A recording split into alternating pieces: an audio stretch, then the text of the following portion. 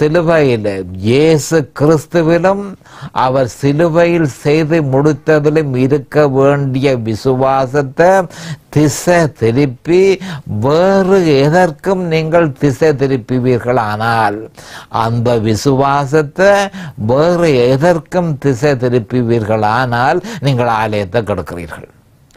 ஆலயத்தை நீங்கள் கெடுக்கிறபடியினால அவர் அந்த ஆலயத்தை கெடுக்கிறவனை நானும் கெடுப்பேன் என்று சொல்லி 3:17 சொல்லப்பட்டிருக்கு.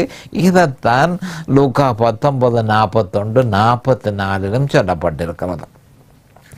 அப்போ செய்ய வேண்டியது என்ன என்பது ஏற்கனவே நான் உங்களுக்கு தெளிவாக சொல்லி இருக்கிறேன்.